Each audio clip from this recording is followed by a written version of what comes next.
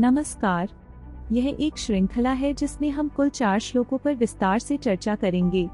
आज की श्रृंखला के पहले भाग में हम ईशोपनिषद के पहले श्लोक के बारे में गहराई से समझेंगे और उसके महत्व पर विचार करेंगे। यह श्लोक कुछ इस प्रकार है। ईशावास्यम इदं सर्वं यत्किंच जगत्या जगत् तेन त्यक्तेन भुंजीथामा गृधय कस्य स्विद्धनम्। मंत्र का पूरा अनुवाद कुछ इस तरह है। संसार में जो कुछ भी है उसे ईश्वर ने आवृत किया है, उसे त्याग करके ही इसका उपयोग करना चाहिए। किसी के धन का लोभ न करो।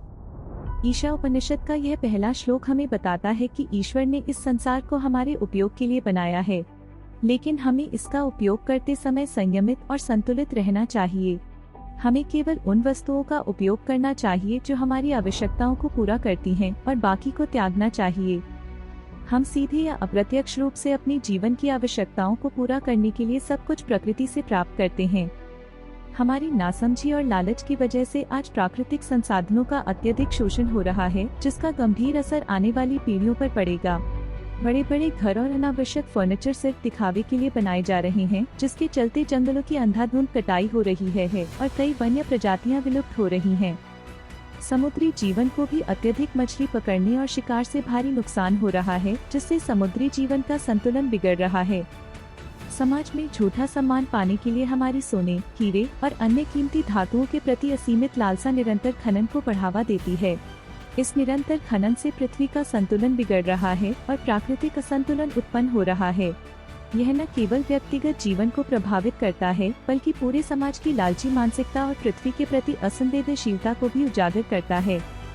कृषि में अत्यधिक रासायनिक उर्वरकों का उपयोग करके मुनाफा बढ़ाने की कोशिश की जा रही है, लेकिन इससे मिट्टी की उर्वरता तेजी से घट रही है और गंभीर स्वास्थ्य समस्याएं उत्पन्न हो रही हैं।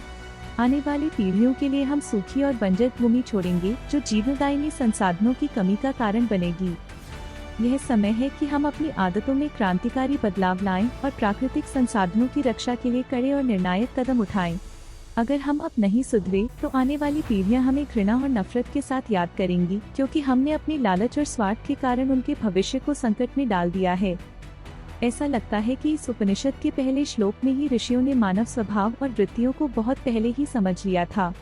यह श्लोक मानो एक चेतावनी के रूप में ही लिखा गया हो, जो हमें अपने आचरण और जीवन शैली पर पुनर्विचार करने की प्रेरणा देता है। और आखिरी बात जो श्लोक में बताई गई है, किसी के धन का लोभ न करें।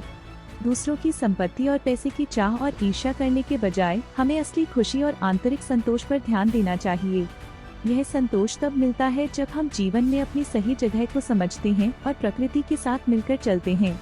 असली अमीरी पैसे में नहीं, बल्कि अपने जीवन को सही तरीके से जीने में है। आपको यह संदेह हो सकता है कि आपके प्रयास से दुनिया को कितना फायदा होगा, लेकिन मेरी सलाह है कि इसके बारे में ज्यादा चिंता न करें। आप बस अपनी ओर से प्रयास करें और यह एक अच्छी शुरुआत है। जब लोग देखेंगे कि आपके प्रयास उनके जीवन को भी बेहतर बना सकते हैं, तो वे भी इसमें शामिल होने के लिए प्रेरित हो सकते हैं।